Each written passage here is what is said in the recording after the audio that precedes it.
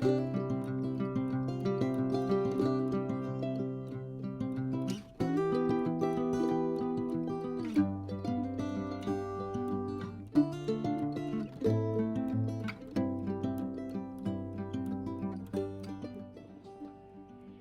reproche más común que se hizo desde el comienzo al utilitarismo, como a toda filosofía que defienda el placer como la base de la felicidad, fue este: que se trataba de una doctrina propia de puercos, de marranos, como queriendo decir con ello que quien disfruta de los placeres que hay en la vida se comporta como estos animalitos.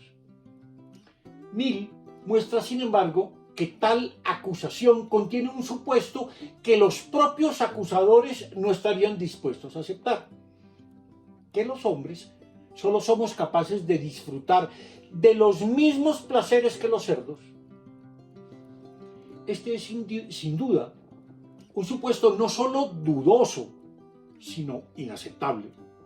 Los placeres de una bestia no satisfacen la concepción de felicidad de un ser humano, pues los hombres poseemos facultades más elevadas que los animales, que son, en cambio, más esclavos de sus necesidades y de sus apetitos. No existe, dice Mill, no existe ninguna teoría conocida de la vida epicúrea que no asigne a los placeres del intelecto, de los sentimientos y de la imaginación, y de los sentimientos morales, un valor más elevado, mucho más elevado, en cuanto a placeres que los de la pura sensación. No son los mismos los placeres de que pueden disfrutar los hombres y otros animales.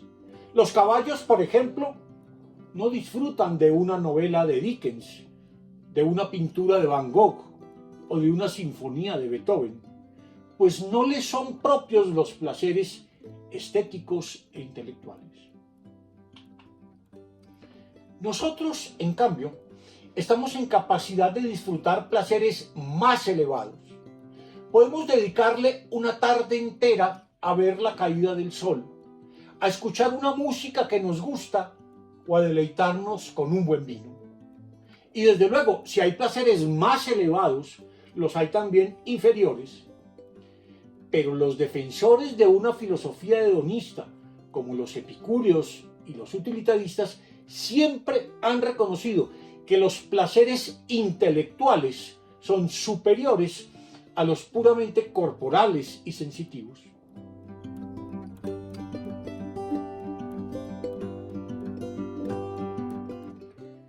Pero que haya unos placeres inferiores y otros superiores nos plantea un asunto más fundamental. ¿Cómo podemos saber que unos placeres son mejores que otros? Subrayo la palabra mejores, porque no se trata de saber cuáles pueden ser más convenientes, cuáles más deseables o cuáles son de hecho más deseados. No se trata de un asunto de hecho, sino de una pregunta eminentemente ética. ¿Cómo y por qué sabemos que hay placeres mejores que otros? ¿Con qué criterios determinamos que un placer es mejor que otro? El problema ya lo había planteado Bentham, y para ello estableció 7 criterios básicos. Según él, para que un placer sea de mejor calidad que otro, hay que revisar estos factores. 1. Su intensidad. 2. Su duración. 3. Su mayor o menor posibilidad. 4. Su proximidad. 5. Su fecundidad. 6. Su pureza. Y 7. Su extensión. Es decir, el número de personas que se verían beneficiadas de ese placer.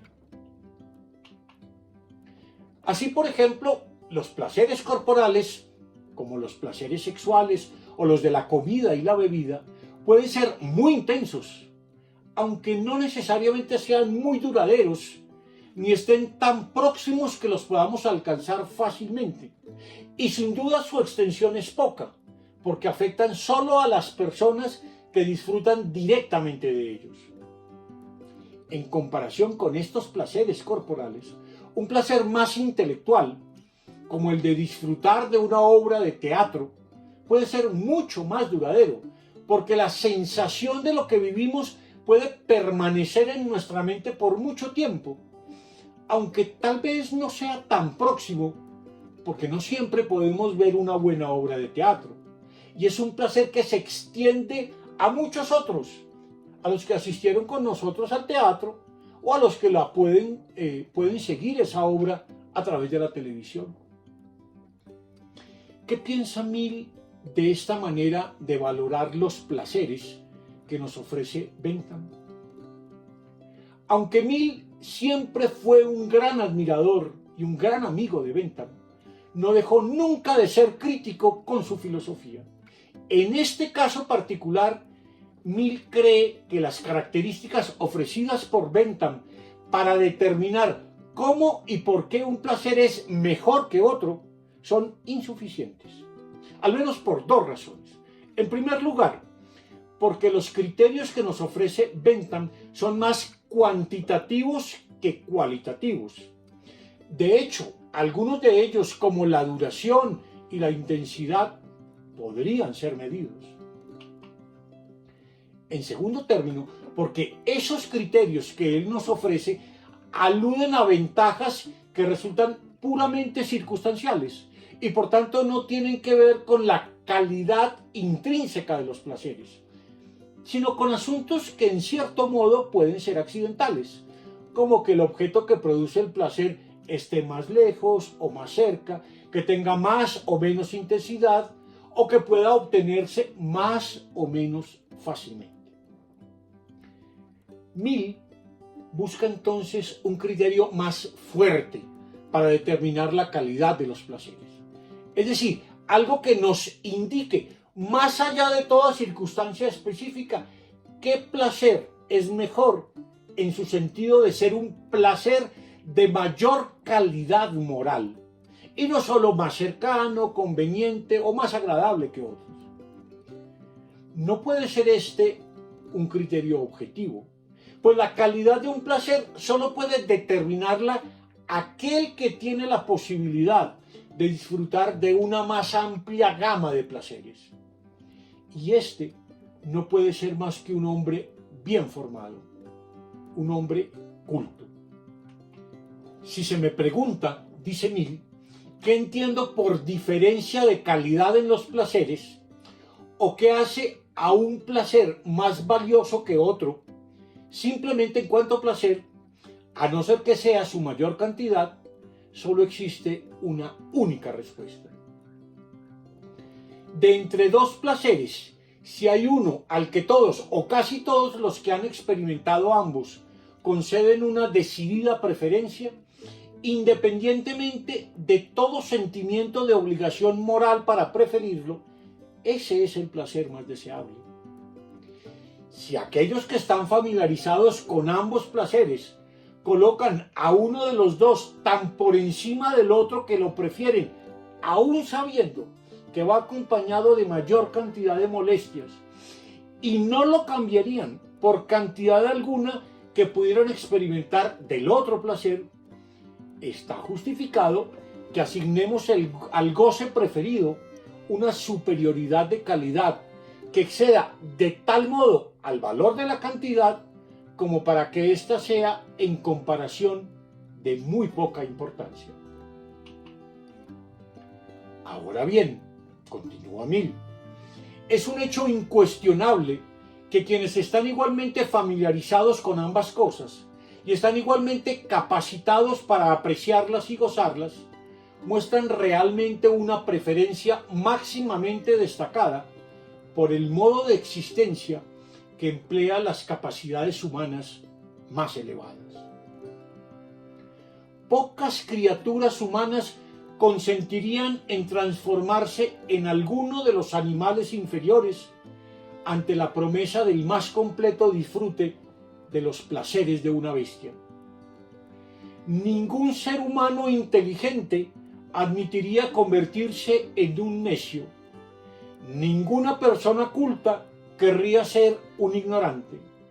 Ninguna persona con sentimientos y conciencia querría ser egoísta y depravada, aun cuando se le persuadiera de que el necio, el ignorante o el sinvergüenza pudieran estar más satisfechos con su suerte que ellos con la suya. He citado este amplio pasaje porque allí se puede percibir la diferencia entre las ideas de Bentham y Mill. Por una parte, lo que quiere destacar Mill es que el problema de la calidad del placer es un asunto moral y no de simple conveniencia. Decir que un placer es preferible a otro es decir que ese placer es moralmente mejor, no que resulta más conveniente acceder a él porque es más posible, está más cercano o puede ser más duradero que otro.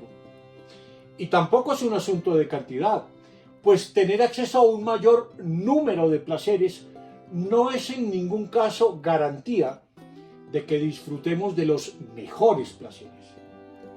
Y si no es un asunto de calidad, tampoco lo es de cálculo. No se trata de sumar y restar placeres y dolores hasta encontrar un resultado deseado. La única medida sensata de la calidad de un placer son los propios hombres que han tenido acceso a placeres de mayor calidad. Si los hombres no nos satisfacemos, como muchos animales, con los placeres corporales básicos, es porque siempre podemos aspirar a los placeres del intelecto y con ello al disfrute de los productos de una más elevada cultura. Por tanto, el único que está en capacidad de decir qué placeres son mejores que otros es aquel que tiene la capacidad de disfrutar tanto de los placeres corporales básicos como de aquellos que son superiores, puesto que expresan los mayores valores que ha producido el género humano, el arte, la ciencia, la filosofía, etc. Es cierto que a menudo esos placeres superiores de carácter intelectual pueden ser incluso más costosos y lejanos, y tal vez hasta menos duraderos que los placeres corporales. Sin embargo, créeme, tienen un valor superior que los placeres corporales y sensuales, porque su valor es intrínseco a la persona que lo disfruta.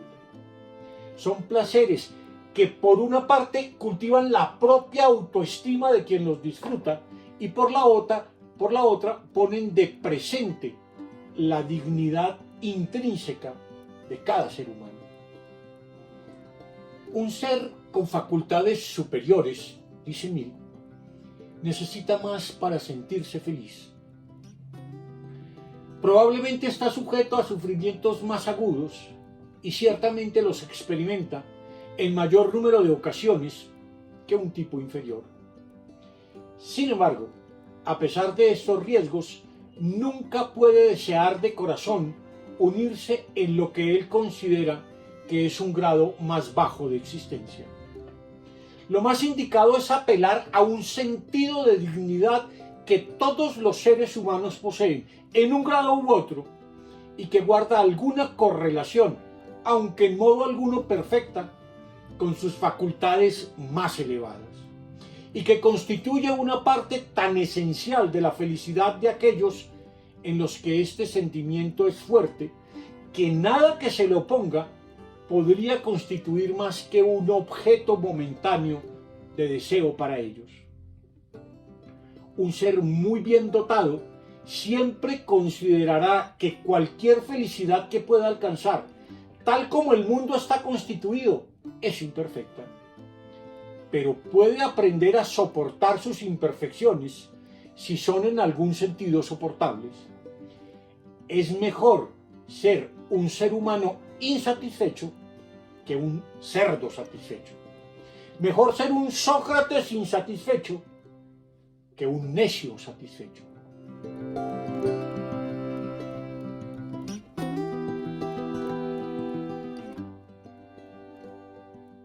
¿Es acaso el utilitarismo una filosofía interesada solo en la felicidad individual, al modo del antiguo epicureísmo?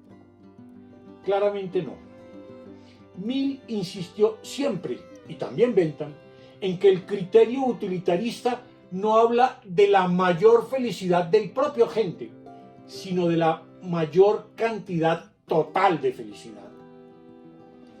No se trata de una filosofía individualista, sino de un modo de pensar orientado a la transformación paulatina de la sociedad, que concibe como una serie de reformas progresivas de todo tipo. De hecho, el utilitarismo participó de muchas reformas económicas, políticas, legales, culturales, intelectuales, porque esperaba que esas reformas permitieran, por una parte, la disminución del sufrimiento en el mundo y por la otra, una vida humana mejor, más libre de preocupaciones y prejuicios y con una capacidad de goce compartido cada vez mayor.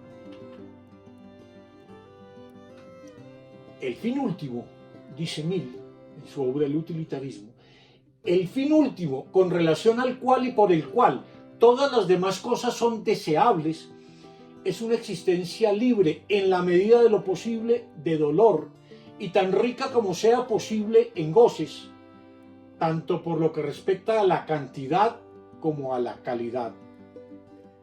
Puesto que dicho criterio es, de acuerdo con la opinión utilitarista, el fin de la acción humana, también constituye necesariamente el criterio de la moralidad, que puede definirse por consiguiente como las reglas y preceptos de la conducta humana, mediante la observación de los cuales podrá asegurarse una existencia tal como se ha descrito, en la mayor medida posible, a todos los hombres.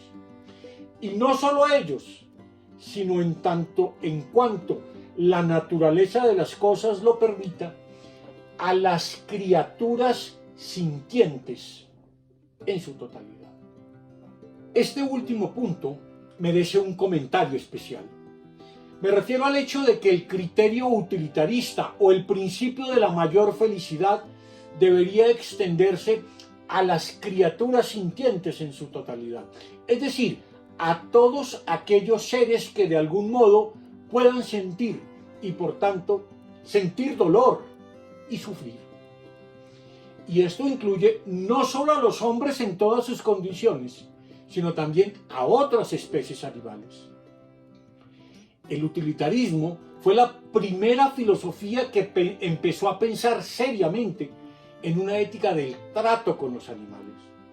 Incluso la noción contemporánea de derechos de los animales y toda la filosofía animalista desarrollada por el australiano Peter Singer se basa fundamentalmente en criterios utilitaristas. Como bien decía Jeremías Bentham, no debemos preguntarnos si los otros animales son o no son racionales, como había hecho toda la tradición filosófica. Lo que tenemos que preguntarnos es si podrían sufrir. Y si un animal, un perro, un caballo o incluso un rinoceronte, un hipopótamo, son seres sintientes y están en capacidad de sufrir, parece que ellos tienen ciertos derechos que nos imponen a los hombres obligaciones especiales.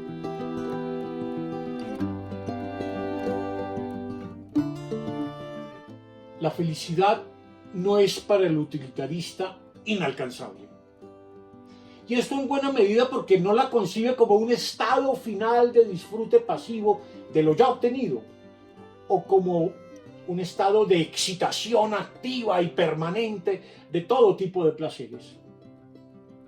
Se trata más bien de que la felicidad es aquella condición en donde podemos combinar de forma adecuada dos elementos aparentemente opuestos, pero en realidad complementarios: la tranquilidad y la emoción. Poseyendo mucha tranquilidad, dice Mill, muchos encuentran que pueden conformarse con muy poco placer. Con mucha emoción muchos pueden tolerar una considerable cantidad de dolor. Solo aquellos para quienes la indolencia se convierte en un vicio no desean emociones después de un intervalo de reposo. Solo aquellos para quienes la necesidad de emociones es una enfermedad experimentan la tranquilidad que sigue a las emociones como aburrida y estúpida, en lugar de placentera en razón directa a la emoción que la precedió. Pero, de nuevo, la felicidad no se queda encerrada en los individuos, sino que se multiplica a través de la interacción social. Todos sabemos, y lo sentimos muy a menudo, que aún la comida más sabrosa y el mejor vino resultan doblemente placenteros cuando van acompañados de la presencia de los amigos y los seres que amamos. Y sabemos también que puede disfrutar de más y mejores placeres aquella persona que tiene una cultura más elevada. El utilitarismo no es desde luego una ética altruista del sacrificio o de un supuesto amor universal por toda la humanidad. De ninguna manera. Cada uno debe luchar por su propia felicidad, pero debe hacerlo de tal forma que no ponga en riesgo la felicidad de otros. Ahora bien, solo en la medida en que tengamos esto presente, la felicidad propia se podrá multiplicar y afectar a los demás. La gran mayoría de las acciones, concluye Mill, están pensadas no para beneficio del mundo, sino de los individuos a partir de los cuales se constituye el bien del mundo. Y no es preciso que el pensamiento del hombre más virtuoso cabalgue en tales ocasiones más allá de las personas afectadas, excepto en la medida en que sea necesario asegurarse de que al beneficiarles no está violando los derechos, es decir, las expectativas legítimas y autorizadas de nadie más.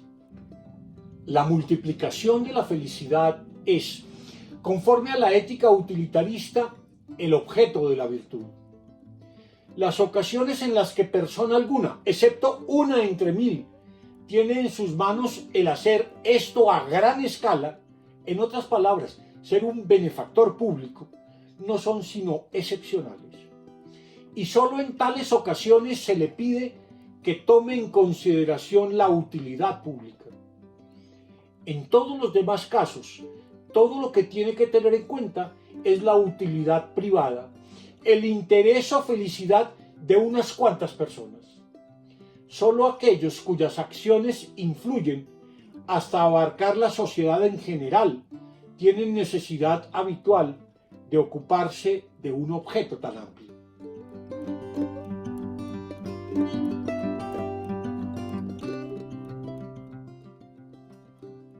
El utilitarismo ha sido objeto de muchas críticas, algunas basadas en el desconocimiento de sus ideas y otras simplemente injustas. Se ha dicho, por ejemplo, que es una filosofía atea. De ningún modo. Si bien no defiende religión alguna, puede ser compatible con todas, dado que no impone un conjunto de creencias religiosas específicas. El utilitarista cree que lo que está en juego no es la verdad o falsedad de una cierta doctrina religiosa, sino la idea que los hombres tengan de la divinidad. Y un utilitarista cree en la bondad y sabiduría de Dios si ve que eso lo conduce a actuar de forma recta, atendiendo siempre al principio de la mayor felicidad. Se ha dicho también que esta es una filosofía egoísta, que solo piensa en la conveniencia e intereses particulares de los individuos. Esto tampoco es cierto, si se toma en cuenta el inmenso valor que pensadores como Mill conceden a virtudes tan fundamentales para la vida pública como la veracidad, la prudencia y la solidaridad, pues son estas las virtudes que más directamente están orientadas a la reconstrucción del tejido social en su conjunto y no simplemente a satisfacer los intereses egoístas de un individuo o un grupo de individuos. Se acusa también a los utilitaristas de no valorar de forma conveniente ni el sacrificio ni el sufrimiento de los hombres. Es cierto que para los utilitaristas no hay nada loable en el sufrimiento mismo, aunque pudiera haberlo en lo que con él se logre. Nada es mejor por el simple hecho de que nos haya costado mucho o hayamos tenido que sufrir mucho para conseguirlo. Lo que un utilitarista se propone es evitar, o al menos disminuir en la medida de lo posible, la cantidad de sufrimiento que hay en el mundo.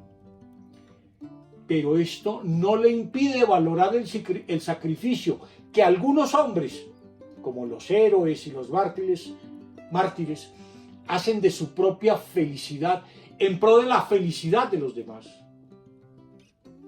Sin embargo, tampoco hay en el sacrificio algo que sea virtuoso por sí mismo. Y está claro que si bien el heroísmo puede ser admirable, no se debe establecer como regla general de conducta para todos los seres humanos. No cabe duda de que es posible prescindir de la felicidad, dice Mill. 19 de cada 20 seres humanos lo hacen involuntariamente, incluso en aquellas zonas de nuestro mundo actual que están menos hundidas en la barbarie, y a menudo se lleva a cabo voluntariamente por parte del héroe o del mártir, en gracia a algo que aprecia más que su felicidad individual. Pero este algo, ¿qué es sino la felicidad de los demás o alguno de los requisitos de la felicidad? Indica nobleza el ser capaz de renunciar por completo a la parte de felicidad que a cada uno le corresponde o a las posibilidades de la misma. Pero después de todo, esta autoinmolación debe tener algún fin. Ella misma no constituye su propio fin. Y si se nos dice que su fin no es la felicidad, sino la virtud, lo cual es preferible a la felicidad, yo pregunto, ¿se llevaría a cabo el sacrificio si el héroe o el mártir no creyesen que ello garantizará el que los demás no tengan que llevar a cabo sacrificios parecidos? ¿Lo realizarían el héroe o el mártir si pensaran que la renuncia a su felicidad no producirá ningún fruto para ninguno de sus semejantes, sino que contribuirá a que la suerte de los demás sea semejante a la suya y los ponga en situación de tener también que renunciar a la felicidad? Merecen toda suerte de alabanzas los que son capaces de sacrificar el goce personal de la vida, cuando mediante tal renuncia contribuyen meritoriamente al incremento de la suma de la felicidad del mundo. Pero quien hace esto mismo o mantiene hacerlo con alguna otra finalidad no merece más admiración que el asceta subido a su pedestal. Puede constituir una prueba indicativa de lo que los hombres pueden hacer, pero con toda seguridad no un ejemplo de lo que deben hacer. Podríamos seguir hablando horas y horas de la ética utilitarista y de cómo Mill responde de forma muy sugerente a las críticas que hacen a su perspectiva ética. Pero no nos es posible, porque ya hemos excedido con creces el tiempo previsto para esta presentación. Solo me queda invitarlos a que lean con suma atención y cuidado y con una gran capacidad reflexiva las obras básicas de Mill, particularmente esta que he estado comentando, esta obra corta pero bella y sustanciosa que es su ensayo El utilitarismo. Pero también, si les queda tiempo, y ojalá les quede, y sobre todo, si les ha resultado sugerente esta perspectiva ética, no duden en leer uno de los mejores textos que alguna vez se hayan escrito sobre la libertad humana. Me refiero al ensayo de John Stuart Mill sobre la libertad, una verdadera joya de la defensa de la libertad de pensamiento, una defensa maravillosa del beneficio que trae a una sociedad la libre expresión del pensamiento y el cultivo de la individualidad.